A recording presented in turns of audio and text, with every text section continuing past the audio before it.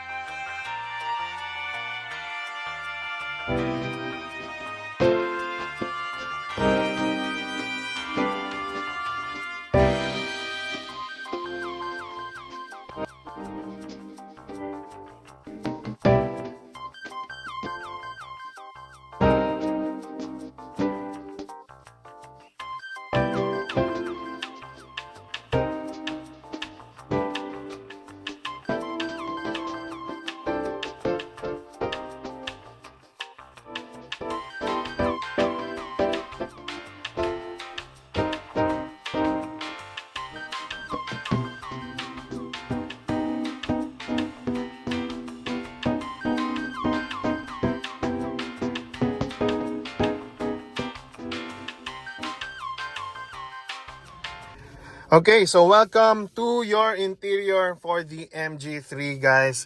As you can see, this is your steering wheel. Let's get back to this in a moment. What you have here for your dashboard, of course, at this price, you have plastic material. And then you have this nice looking design over here.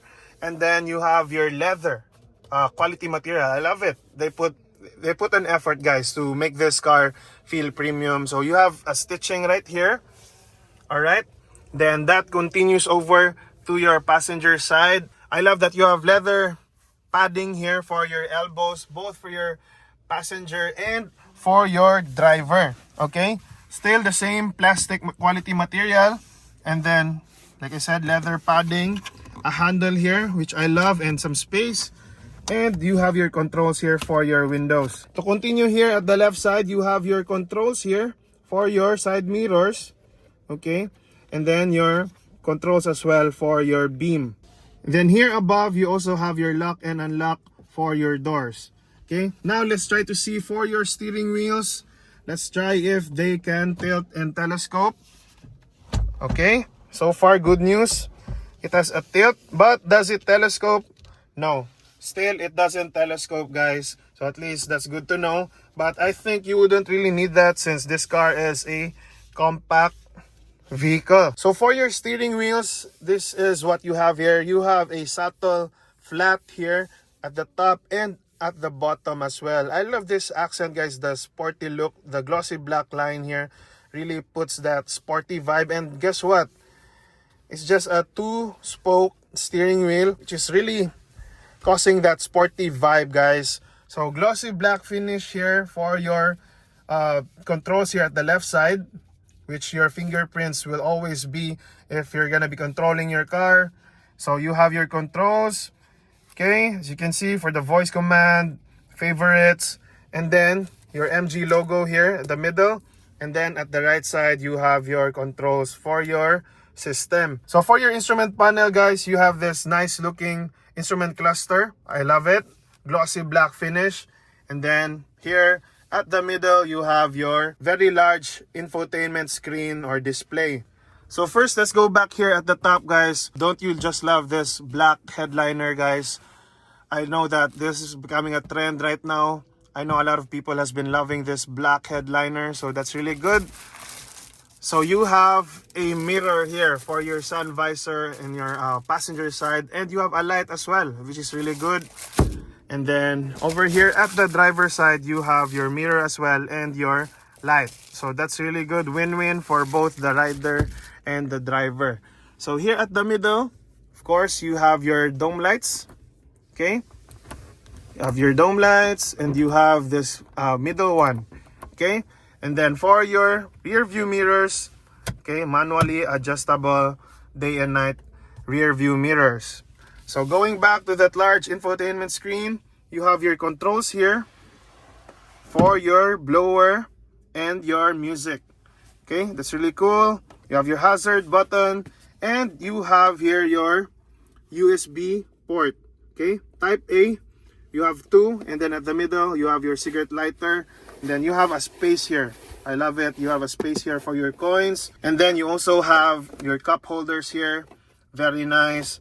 I think they can fit like medium drinks. So for your gear shifter, guys, you have this still glossy black.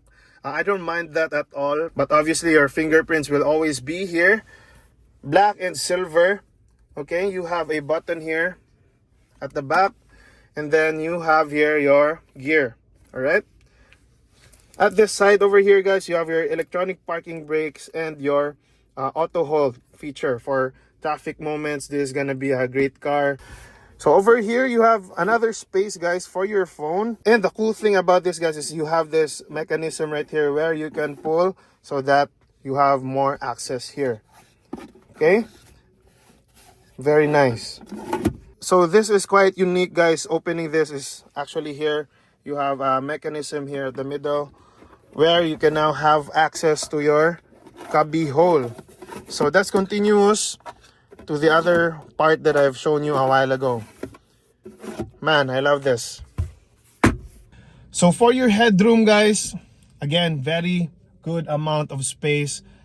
The black headliner is really awesome. Sporty looking car. A very good amount of leg space, and it's really good to have seat height adjustment. So now let's go over to the second row seats and see what we have there.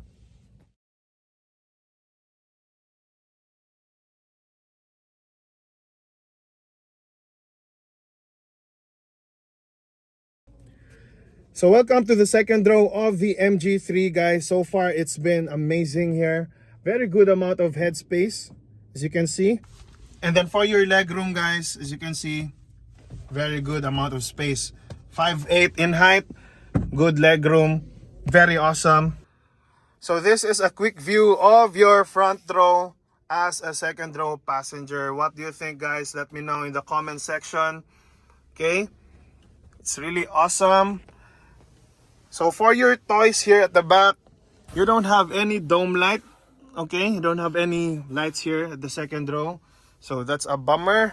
But yeah, you have here, the good thing is you have second row ventilation, aircon, so that's really nice. And you have a USB-A port here at the middle. So with regards to your center tunnel, guys, it's not really that much of a bulging feeling, but it's there. But yeah, I believe it's tolerable. It's good enough. It's not that high. And unfortunately, I don't think you have a center armrest here for your second row. So now let's go over to our final verdict. So overall guys, for the MG3, I really like the exterior looks. For me, it's very unique. It's less commonly seen out there on the roads. And the form factor is really great. If you have a little bit more budget for, you know, a little bit extra money to spare, and if you really like something else, a little bit like uncommon on the roads, there's the option for you. Very premium actually inside here on the interior. There's like one of those options that you don't get from the other brands. Not to mention that I love the kind of yellow that they put here in this car. I really love the paint job that they've done here. So if that's you, go ahead and test drive one today. Maybe this is the car for you. This has been Ronnie with Project Gentleman, reminding you that when we seek God first, all of the things that we need will be added unto us, and that's when we truly win in life. Thanks for watching. See you in the next video. Ciao.